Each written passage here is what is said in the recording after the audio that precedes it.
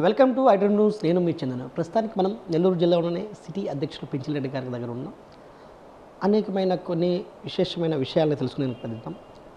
గత కొద్ది రోజులుగా ఆంధ్రప్రదేశ్లోనే నెల్లూరు జిల్లా టెన్షన్గా అవుతున్న ఈ రాజకీయాల గురించి కొన్ని విశేషమైన తెలుసుకునేందుకు ప్రయత్నిస్తాం. సార్ నమస్తే. నమస్తే అండి.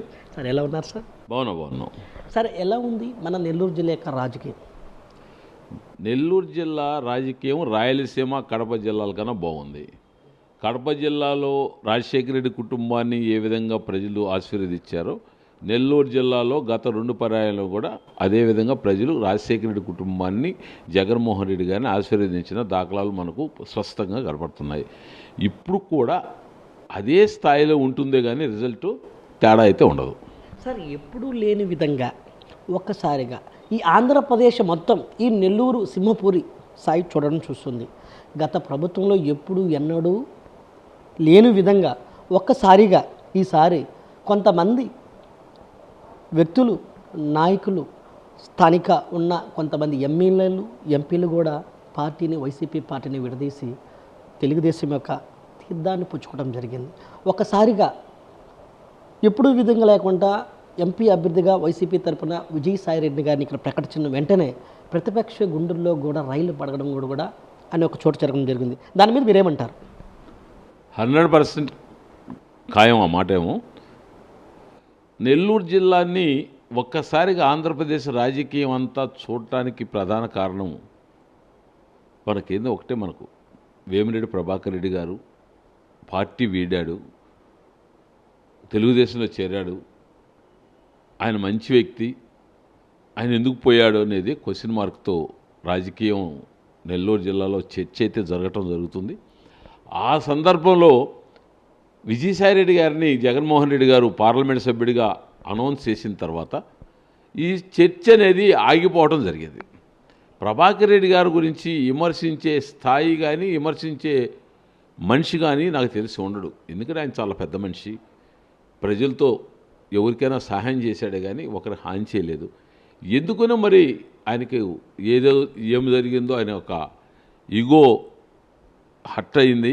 ఆ ఈగో హర్ట్ అయింది కాబట్టి దేనికైంది అనేది కూడా పరిష్కరించుకునే దానికి అవకాశం ఉన్నా పరిష్కార దిశగా ఆయన పనిచేయకుండా పార్టీ వీడాడు. కానీ ప్రజలైతే జగన్మోహన్ రెడ్డి గారిని ఎంట ఉన్నారనే విషయం కూడా ప్రభాకర్ రెడ్డి గారికి తెలుసు. అయినా సరే నేను ఎదురెత్తానని పోయినారు ఆయన. ఇంక దేవుడే నిర్ణయిస్తారు. ఇప్పుడు విజయసాయిరెడ్డి గారిని పార్లమెంట్ సభ్యుడిగా డిక్లేర్ చేసిన తర్వాత విజయసాయిరెడ్డి గారితో పాటు నెల్లూరు జిల్లాలో 7 అసెంబ్లీ స్థానాలు కూడా ఈరోజు డిఫరెన్స్ టాక్ వచ్చేసింది. విజయసాయిరెడ్డి గారు పార్లమెంట్ సభ్యుడైన తర్వాత రేపు నెల్లూరులో ఖలీల్ నారాయణ మీద గెలుస్తున్నాడు. అదే ఏ విధంగా గెలుస్తారనుకుంటున్నాడు?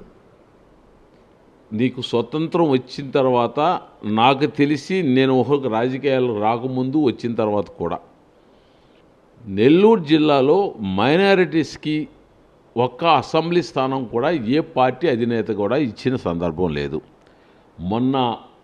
మన తెలుగుదేశం పార్టీ తరఫున రోడ్లో కంటెస్ట్ చేశాడు మా మాజీ మేయర్ అబ్దుల్ అజీజ్. ఆ రోజు నుంచి కూడా మళ్ళా అప్పుడు కూడా అబ్దుల్ అజీజ్ని మార్కెట్లోకి తీసుకొచ్చింది కూడా వైఎస్సీపీ పార్టీ జగన్మోహన్ రెడ్డి గారే. ఫస్ట్ మేయర్ని చేసింది, ముస్లిమ్స్ని మేయర్ చేసింది నెల్లూరు టౌన్లో వైసీపీ పార్టీ. ఈసారి కూడా వైసీపీ పార్టీ ముస్లిమ్స్ని రికగ్నైజ్ చేసి ఎమ్మెల్యేగా అభ్యర్థిగా డిక్లేర్ చేయడం జరిగింది. దీంతో నెల్లూరు జిల్లా పార్లమెంటు సభ్యులు నియోజకవర్గాల్లో ఉన్న ముస్లిం మైనారిటీస్ అంతా ఏకమై వైసీపీ పార్టీకి మద్దతు తెలిపే పరిస్థితి వచ్చింది. ఖచ్చితంగా వైసీపీ పార్టీకి ముస్లిం మైనారిటీస్ అంతా ఏకమైనప్పుడు నెల్లూరు టౌన్లో జగన్మోహన్ రెడ్డి గారు పేదలకు సంక్షేమాలు, పేదల యొక్క కష్టాలు తెలుసుకుని వాళ్ళకి సహాయ సహకారాలు అందించిన percentage 70 to 75% Jaganmohan Reddy vote బ్యాంక్కి తోడవుతుంది. కాబట్టి ఈ ముస్లిం మైనారిటీసు ఆ ఓట్ బ్యాంక్కి తోడైన తర్వాత ఖచ్చితంగా ఖలీల్ అనేవాడు ఖచ్చితంగా ఎమ్మెల్యే అవుతున్నారు అనేది మా యొక్క అభిప్రాయం. దాన్ని బట్టి అవతల వ్యక్తి పెద్దోడా చిన్నోడా కాదు, ప్రజాబలం ఉందా లేదనేది చూడాలి. వైసీపీ పార్టీకి ఉన్న ప్రజాబలం అవతల వ్యక్తికి సరిపోయే స్థాయి కాదు కాబట్టి ఖచ్చితంగా నెల్లూరు సిటీ కూడా వైసీపీ పార్టీ గెలుస్తుంది. సార్, ఎప్పుడూ లేని విధంగా నెల్లూరు జిల్లాలోనే గత 2019లో ఒకసారిగా ఉమ్మడి నెల్లూరు జిల్లా మొత్తం 10 నియోజకవర్గాలకి 10 నియోజకవర్గాలు అఖండిత మెజారిటీతో వెళ్ళడం జరిగింది. కానీ గత కొద్ది రోజులుగా ఈ నెల్లూరు జిల్లాలో కొంతమంది ఎమ్మెల్యేలు ఎంపీలు వలస వెళ్ళడం, పక్క పార్టీ వలన తెలుగుదేశం పార్టీ తీర్థం పుచ్చుకోవడం వల్ల కూడా అవాకుగా చవాకుగా అయిపోయి కనీసం డిపాజిట్ కూడా రాకుండా పోతుందామని నెల్లూరు జిల్లానే ప్రజల్ని మమ్మపట్టడం కూడా జరుగుతుంది. ప్రజలకి అనేకమైన సందేశాలు కూడా రావడం జరుగుతుంది. ఈ సందేశాలకి తిరుగు కొట్టే విధంగా ఇక్కడ ఒక గొప్ప వ్యక్తిని, జ్ఞానవంతుని, అదేవిధంగా రాజకీయాల్ని రొసబట్టిన వ్యక్తి ఎంపీ అభ్యర్థిగా ప్రకటించడం జరిగింది. ఈ ప్రకటనతో ప్రజలు ఏమనుకోని మళ్ళీ మార్పు ఎలా వస్తుందంటారు? ఖచ్చితంగా విజయసాయిరెడ్డి గారు మంచి హార్డ్ వర్కరు, మంచి పెద్ద మనిషి, రాజకీయ చైతన్యం, రాజకీయ నైపుణ్యం ఉన్న వ్యక్తి. అన్ని విధాల ఆయన యొక్క నాయకత్వంలో తిరిగి మళ్ళా ఉమ్మడి జిల్లాలో, నెల్లూరు జిల్లాలో 10కి 10 స్థానాలు వైసీపీ పార్టీ గెలుచుకుంటుంది. మరి ముఖ్యంగా మీరు ఇప్పుడు అడిగిన దానికి, గతంలో 2014లో తెలుగుదేశం పార్టీలో ఉన్న ఈ కుటుంబాలు నెల్లూరు 2019లో తిరిగి వైసీపీకి వచ్చాయి. ఎవరు? మాగుంట ఫ్యామిలీ కావచ్చు, ఆనం ఫ్యామిలీ కావచ్చు. వీళ్ళందరూ కూడా ఎక్కడున్నారు? 2014లో తెలుగుదేశంలోనా కాదా? 2014లో తెలుగుదేశంలో ఉండి ఎంపీగా ఓడిపోయి మాగుంట శ్రీనివాసరెడ్డి గారు ఎమ్మెల్సీగా ఉన్నారు. ఎమ్మెల్సీగా ఉండి 18 మధ్యలో 19లో ఎలక్షన్ టయానికి మాగుంట శ్రీనివాసరెడ్డి గారు వైసీపీ పార్టీలో చేరారు. అదేవిధంగా రామనారాయణ రెడ్డి గారు ఎవరున్నారు? 17, 18లో తెలుగుదేశంలో ఉన్నాడు. 2019లో వైసీపీలో చేరి కంటెస్ట్ చేశారు. 19లో వైసీపీలో చేరి గెలిచిన తర్వాత తిరిగి మళ్ళీ వీళ్ళు 24లో తెలుగుదేశంలోకి వెళ్ళారు. దీనివల్ల ప్రజలు ఏమనుకుంటున్నారు పక్కన పెడితే, ఈ కుటుంబాలు మొత్తం తిరిగి మళ్ళా నా దగ్గరికి వచ్చాయి. ఆ సైకో మాట, వీళ్ళు చెప్పే మాటలు నచ్చలేదు, వీళ్ళు మాటలు కక్ష సాధింపు చర్యలు చేస్తున్నారు. ఆ కక్ష సాధింపు చర్యలు తట్టుకోలేకనే మాగుంట శ్రీనివాసరెడ్డి గారు, ఆనం రామనారాయణ రెడ్డి గారు కుటుంబం అంతా తెలుగుదేశం పార్టీలో చేరిందని బాబు గారు చెప్పారు. 2014 నుంచి 19లో మా పార్టీలోకి వచ్చేటప్పుడు, మా జగన్మోహన్ రెడ్డి గారి నాయకత్వం నచ్చి వచ్చేటప్పుడు, అప్పుడు వీళ్ళిద్దరిని మీరేం చేశారు అనేది కూడా మీరు ఆలోచించాలి. ఏదైనా సరే ఆంధ్రప్రదేశ్ రాజకీయ ముఖ చిత్రం ఇంక రాబోయే రోజులైనా సరే, అటు జగన్మోహన్ రెడ్డి గారు కావచ్చు, ఇటు చంద్రబాబు నాయుడు గారు కావచ్చు, మరొకరు కావచ్చు, పార్టీ అధ్యక్షులుగా ఉన్న పార్టీ నాయకత్వం ఖచ్చితంగా గతంలో మన పార్టీలో నిలబడి గెలిచిన వ్యక్తి తిరిగి మళ్ళా పక్క పార్టీలోకి పోతే వెంటనే ఒక 5 సంవత్సరాలైనా ఆ పార్టీకి సేవ చేసే దానికి పెట్టుకొని రెండోసారి టికెట్ ఇచ్చే యొక్క సిద్ధాంతాన్ని తీసుకొచ్చినప్పుడు ఆంధ్రప్రదేశ్ రాజకీయ చరిత్ర ఒక తాటి మీద నడుస్తుంది ఏ పార్టీకైనా. ఈరోజు 18లో 19 వచ్చి మాగుంట శ్రీనివాసరెడ్డి గారు, ఆనం రామనారాయణ రెడ్డి గారు వైసీపీలో చేరటం, తిరిగి ఎమ్మెల్యే కావటం, ఎంపీ కావటం, మళ్ళీ ఇక్కడి నుంచి పోయి తెలుగుదేశంలో చేరటం ఎంతవరకు కరెక్ట్? పార్టీ విధానంలో కొన్ని మార్పులు, నాయకత్వంలో నాయకుడు యొక్క మార్పులు, సిద్ధాంతాలు బట్టి మార్పులు చేర్పులు జరుగుతాయి ఏ పార్టీకైనా. అంత మాత్రాన పార్టీ వదిలిపోయి మళ్ళా పక్క పార్టీలోకి పోతాను, ఆ పక్క పార్టీ ఆహ్వానించి టికెట్ ఇచ్చినప్పుడు ఈరోజు కొత్తగా వచ్చే రాజకీయ నాయకులు కూడా అదే దారి మళ్తారు. ఈ సిద్ధాంతాన్ని పార్టీ అధ్యక్షులైనటువంటి ఏ పార్టీ అధ్యక్షుడైనా సరే, మీకు ఆ పార్టీ అధ్యక్షుడు నచ్చగా నా దగ్గరికి వస్తే మాత్రం ఒక 5 సంవత్సరాలు పార్టీకి సేవ చేయాలా, తర్వాతే మీకు ప్రాధాన్యత ఉంటుందని ఒక సిద్ధాంతాన్ని పెట్టుకుంటే ఇరు పార్టీలు కాదు, 4 ఏ పార్టీలైనా, అప్పుడు రాజకీయ ముఖ చరిత్రే మారిపోద్ది. ఎక్కడికి పోయినా పార్టీకి కొన్ని రోజులు మనం పనిచేయాలని ఒక మనస్తత్వం లీడర్కి వస్తుంది. అది ఈ యొక్క ఒలిదురుకులు ఉండవు, ప్రజల్లో కన్ఫ్యూజ్ ఉండదు. ఇప్పుడు మీరు అడిగారు వీళ్ళు మారారంట, నెల్లూరు జిల్లా మారిపోతుందా అని. నెల్లూరు జిల్లా ఎవరు మారినా ప్రజల పక్షాన, ప్రజల సంక్షేమాన, ప్రజల యొక్క కష్టాలు నష్టాలు తెలిసి పరిపాలించే జగన్మోహన్ రెడ్డితో ప్రజలు ఉంటారు తప్ప నాయకులతో ఉండరు అనేది నా అభిప్రాయం. కొంతమంది ప్రతిపక్ష నాయకులు కూడా అంటుంది సంక్షేమం మాత్రమే పనిచేస్తుంది, అభివృద్ధి మాత్రం లేదు. అదేవిధంగా ఒక గవర్నమెంట్ పోస్ట్ కూడా వదలకుండా ఇప్పుడు ఎలక్షన్ టైంలో కొన్ని పథకాలను మరియు అదేవిధంగా జాబులు కూడా వదలటం ఉంటుంది. ఇది ఎంత మాత్రం న్యాయమని కూడా అక్కడ కొంతమంది ప్రతిపక్ష నాయకులు కూడా ప్రశ్నలు వేయటం కూడా జరుగుతుంది. దీనికి మీరు ఏమంటారు? నేను గతంలో మీ దాంట్లోనే మీరు ఈ ప్రశ్న అడిగితే మీకు ఇచ్చాను, ఆన్సర్ ఇచ్చున్నాను. ఇప్పుడు కూడా గత 5 సంవత్సరాల్లో ఏ సెక్టార్ ఆఫ్లో అభివృద్ధి ఎంత జరిగింది అనేది గవర్నమెంట్ దగ్గర లెక్క ఉంటుంది. గత 5 సంవత్సరాల్లో జగన్మోహన్ రెడ్డికి ముందు పరిపాలనలో డెవలప్మెంట్కి ఎంత ఖర్చు పెట్టారు, రోడ్స్కి కావచ్చు, ఇంకోదానికి ఒకదానికి కావచ్చు, ఈరోజు జగన్మోహన్ రెడ్డి ఎంత ఖర్చు పెట్టారు డేటా తీసుకొని ఆ డిఫరెన్స్ డేటాను ప్రజలకు చూపించి మాట్లాడే నాయకుడు ఎవరైనా ఉంటే మాట్లాడవచ్చు. వేగ్గా మాట్లాడితే కరెక్ట్ కాదు.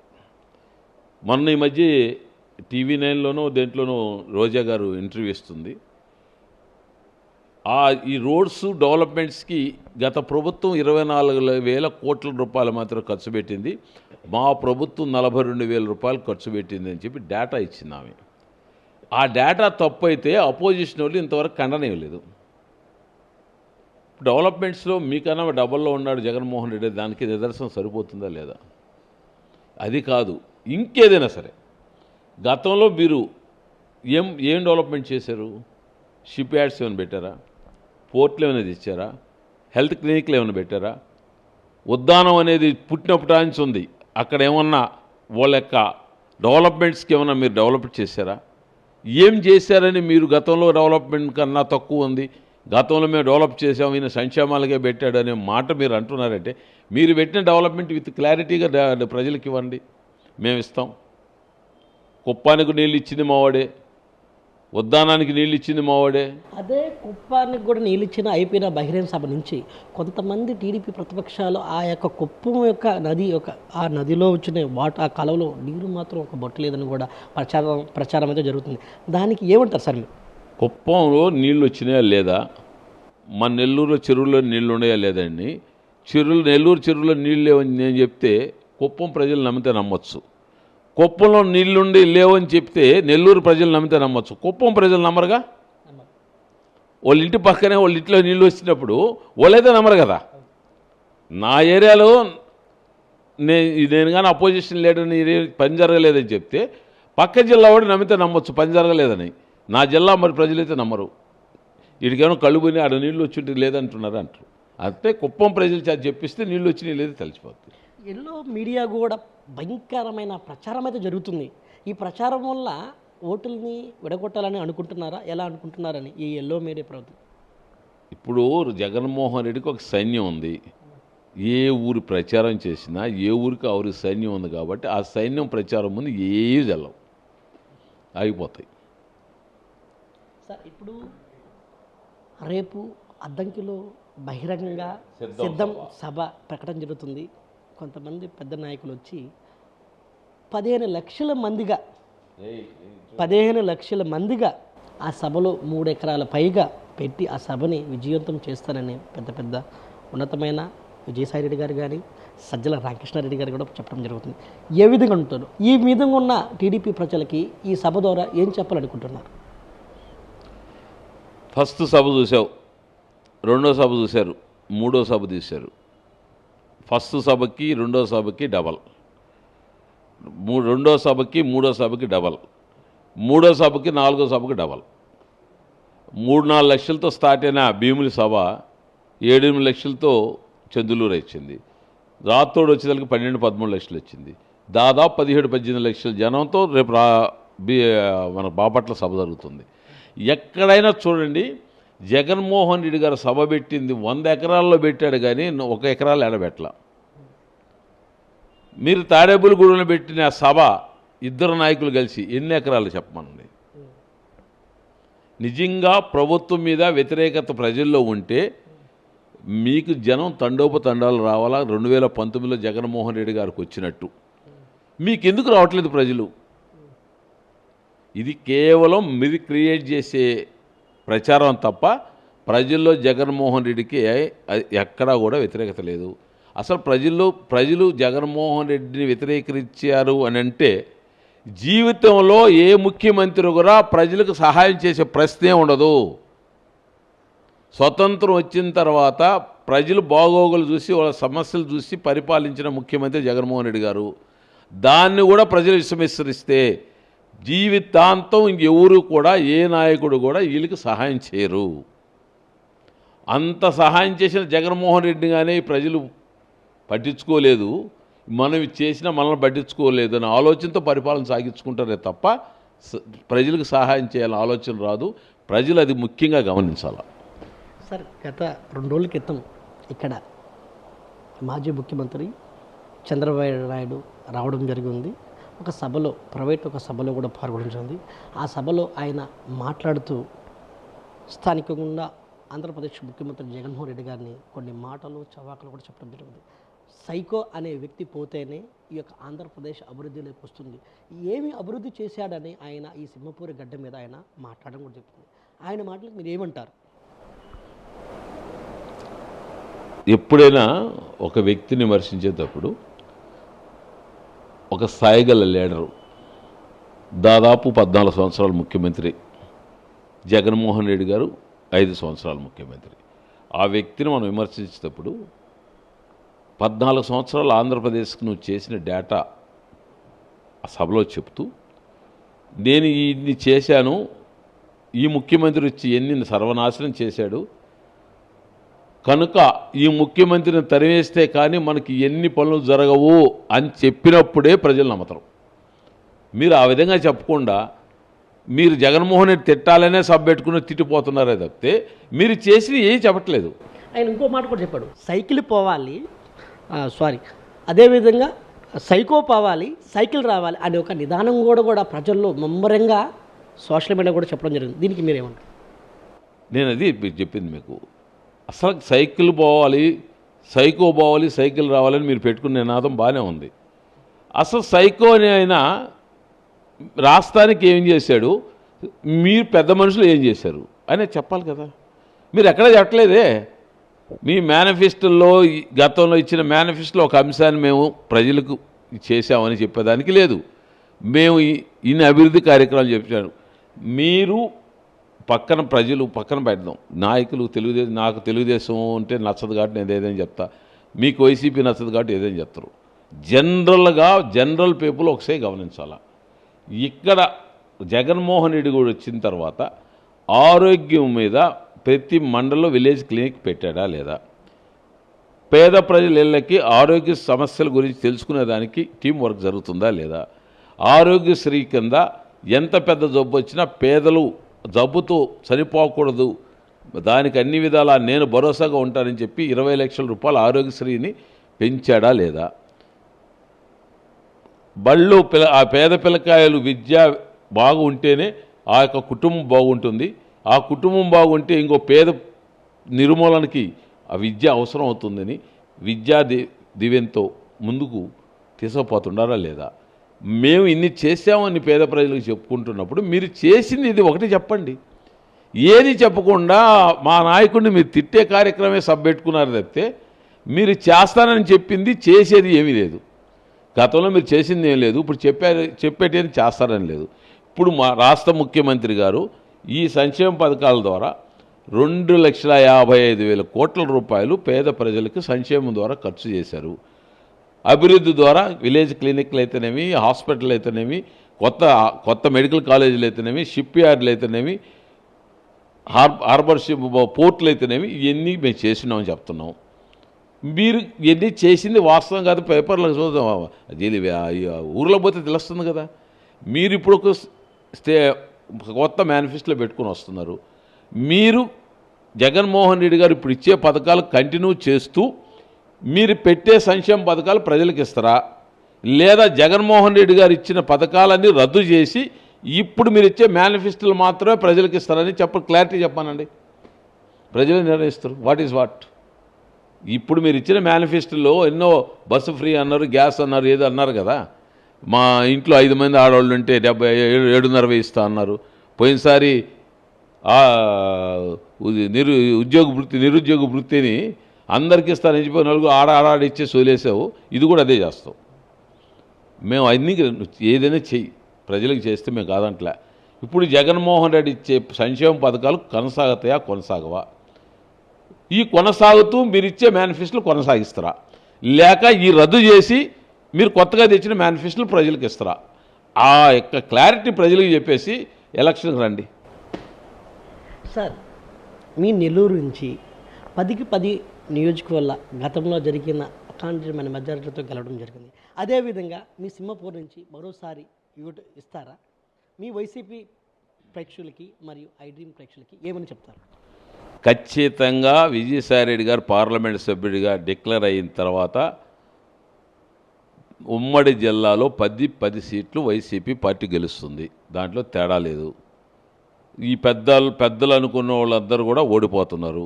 ఎందుకని మీరు అంత తరచుగా 100%గా మీ యొక్క మాట్లాడేటప్పుడు మీ యొక్క వాయిస్లో కూడా బేస్ పెరిగింది? గతంలో కన్నా ఇప్పుడు ధైర్యంగా 100%గా 10కి 10 నేను తెప్పిస్తాను. ఎందుకని కదా మీకు అంత బలంగా ఏర్పడింది? ఒక మంచి వ్యక్తి మా పార్లమెంట్ సభ్యుడిగా వచ్చాడు. గతంలో ఉన్న వచ్చే వ్యక్తి మంచివాడని కాదు, ఆయన మమ్మల్ని వదిలిపోయాడు. ఆయన కూడా మంచివాడే. ఆయన వదిలిపోయిన తర్వాత ఆ స్థానాన్ని ఎట్లా భర్తీ చేస్తే అధిష్టానం అని ఆలోచిస్తున్న సందర్భంలో అదే స్థాయి గల్లా మంచి వ్యక్తిని మాకు పార్లమెంట్ సభ్యుడిగా ఇచ్చాడు కాబట్టి ఖచ్చితంగా 10కి 10 గెలుస్తున్నాం. ఎందుకు వదిలిపోవాల్సిన అవసరం వచ్చింది అంటారా సార్? ప్రభాకర్ రెడ్డి గారు పెద్ద మనిషి అని ఇందాక చెప్పాను నేను. ఆ పెద్ద మనిషికి ఏంటంటే ఈ రాజకీయ ఘటముట్టాలు తిన్న వ్యక్తిత్వం, మనస్సు చాలా సున్నితం.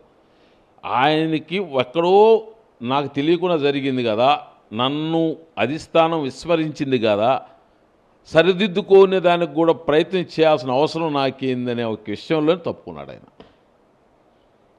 అది మన ఒక పార్టీ లీడ్ చేసే లీడర్కి రకరకాల ఆలోచనతో పడుతుంటాడు. దాన్ని మనం పోయి మాట్లాడుకొని లీడర్తో చేసుకోవాల్సిన సఖ్యత ఉండాలి. అది ఈ మా ప్రభాకర్ అన్నకి ఆ దిశగా ఆలోచించినట్లేదు.